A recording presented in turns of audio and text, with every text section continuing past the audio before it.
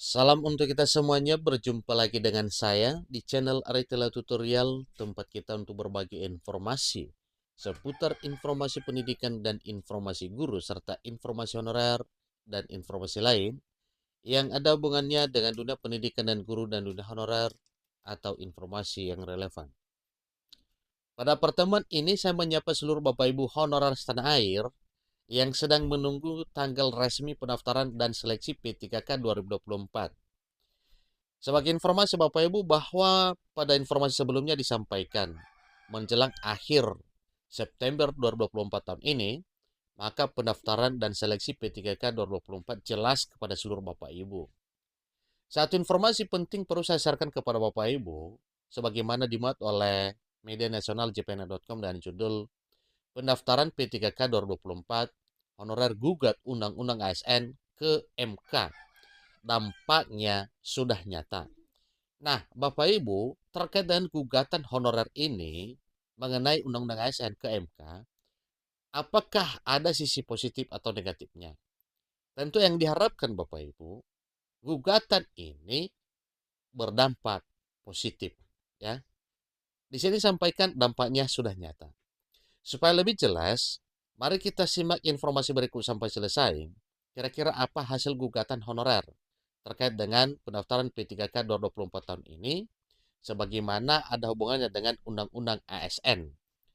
Ikuti informasinya sampai selesai dan jangan lupa support terus channel ini dengan cara like dan subscribe, share, dan komen, serta nyalakan tombol notifikasinya supaya semua informasi yang disalurkan melalui channel ini selalu update di layar Bapak Ibu. Langsung pada informasinya. jpn.com, Jakarta. Menjelang pendaftaran P3K 2024, seorang guru honorer salah satu SMP negeri di Jakarta Barat bernama Diski mengajukan uji materi terhadap pasal 66 Undang-Undang Nomor 20 Tahun 2023 tentang aparatur sipil negara ke Mahkamah Konstitusi atau MK.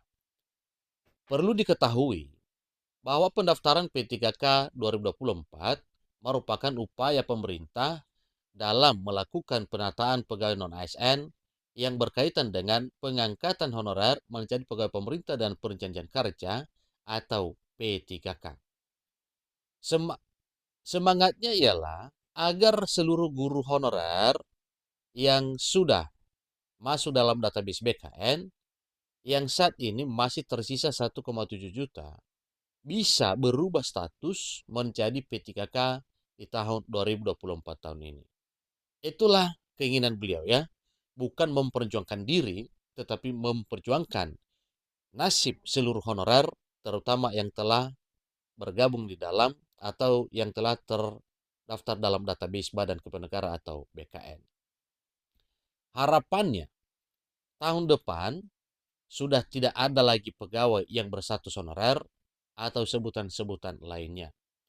Mulai 2025 hanya ada dua jenis aparatur sipil negara, yakni pegawai negeri sipil dan pegawai pemerintah dan perjanjian kerja atau P3K. Hal tersebut sesuai dengan ketentuan dalam pasal 66 Undang-Undang ASN nomor 20 tahun 2023 yang diajukan judicial review oleh Diski ke Mahkamah Konstitusi. Pasal 66 Undang-Undang ASN mengamanatkan bahwa penataan pegawai non-aparatur sipil negara diselesaikan paling lambat Desember 2024. Itulah yang disampaikan oleh beliau ke MK.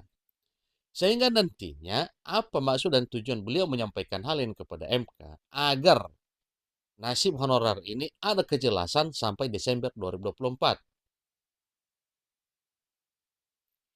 Menurut Diski, pemberlakuan pasal 66 Undang-Undang ASN itu menimbulkan pemberhentian bagi pegawai non-aparatur sipil negara, termasuk guru honorer, sehingga menyebabkan kerugian konstitusional. Hal ini tentunya akan menjadi persoalan besar berdasarkan data Kementerian Penanggulangan Aparatur Negara dan Reformasi Birokrasi. Terdapat 2.355.092 tenaga honorer yang diantaranya terdapat guru honorer sebanyak 731.524 orang, kata kuasa hukum Diski Victor Santoso Tandiasa saat sidang pemeriksaan pendahuluan di MK di Jakarta pada 17 September 2024 baru-baru ini. Diski sudah mengajar selama 4 tahun, mendapatkan PTK Dapodik ID, dan masuk pembagian tugas guru dalam kegiatan proses belajar mengajar atau bimbingan. Namun, dia belum mendapatkan nomor unik pendidik dan tenaga kependidikan atau NPTK karena terkendala pengurusan yang tidak jelas. Pada 2022, dia tidak bisa mendaftar P3K guru sebab data Dapodik tidak dapat diverifikasi langsung di dalam akun sistem seleksi calon ASN atau SSCASN. Kemudian, pada 2023 dia kembali tidak bisa ikut mendaftar P3K karena di SSCASN terkunci hanya bisa melanggar di sekolah induk, sementara pemerintah daerah tidak membuka formasi. Diski juga pernah mengikuti ujian untuk mendapatkan kontrak kerja individu atau KKI pada tahun 2023, tetapi ia tidak lulus tanpa ada alasan yang jelas. Ini artinya apabila pemohon sampai pada bulan Desember 2024 belum berstatus ASN ataupun P3K, maka dapat dipastikan pemohon akan diberhentikan sebagai pegawai non-ASN atau nama lainnya, dalam hal ini guru honorer. Walaupun pemohon dapat lulus ujian untuk mendapatkan KKI sebagai guru kontrak, ucap Victor. Lebih lanjut lagi, kuasa hukum pemohon menjelaskan bahwa penataan yang diamanatkan pada pasal 66 Undang-Undang ASN tidak serta-merta mengangkat seluruh pegawai non-ASN menjadi pegawai aparatur sipil negara.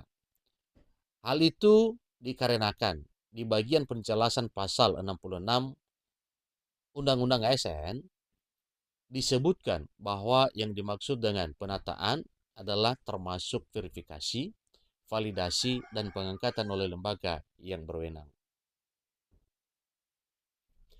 Menurut pemohon, pemberlakuan norma pasal 66 Undang-Undang ASN menjadi persoalan dan menimbulkan ketidakpastian hukum karena tidak membedakan antara pegawai non-ASN atau dengan nama lainnya dan keberadaan guru honorer yang diangkat oleh instansi pemerintah. Oleh karena itu, dalam petitumnya, pemohon meminta kepada MK agar menyatakan frasa instansi pemerintah pada pasal 66 Undang-Undang ASN bertentangan dengan Undang-Undang Dasar NRI 1945 bila tidak dimaknai, tidak termasuk satuan pendidikan yang diselenggarakan oleh pemerintah, baik pada tingkat sekolah dasar, sekolah menengah pertama, dan sekolah menengah atas. Sidang perdana perkara nomor 119 garing PPU datar 22 Romawi 2024 itu dipimpin oleh Hakim Konstitusi M. Guntur Hamzah. Pemohon diberikan waktu selama 14 hari ke depan untuk menyempurnakan permohonannya. Disampaikan bahwa sudah berdampak nyata. Gugatan yang diajukan Diski tidak mengada-ngada. Meski pemerintah mendorong agar seluruh honorer mendaftar seleksi P3K 2024 dan dijamin lulus meski sebagian akan diangkat jadi P3K per waktu. Tetapi hingga saat ini masih banyak tanda tanya terkait dengan hal tersebut. 3 Kemenpan RB 349/2024 tentang mekanisme seleksi P3K untuk jabatan fungsional, kesehatan, dan seterusnya Bapak Ibu. Ketiga Kemenpan RB tersebut juga mengatur mengenai pengangkatan honorer menjadi P3K paruh waktu. Ketentuan pada 3 Kemenpan RB tersebut menggunakan kalimat yang sama, yakni dalam hal pelamar telah mengikuti seluruh tahapan seleksi P3K, namun tidak dapat mengisi lowongan kebutuhan, dapat dipertimbangkan menjadi P3K paruh waktu. Poin berikutnya di ketiga Kemenpan RB mengatur bahwa pengangkatan honor menjadi P3K per time atau P3K paruh waktu diusulkan oleh pejabat pembina kepegawaian kepada Menteri. Ketiga Kemenpan RB tersebut pakai frasa dapat dipertimbangkan dan diusulkan oleh PPK.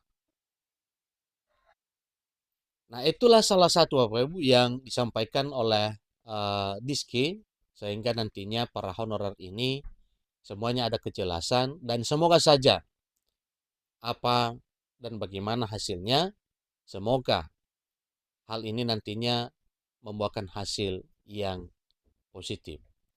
Jadi dampak nyata dari PHK guru honorer juga sudah terjadi pada kasus di DKI Jakarta.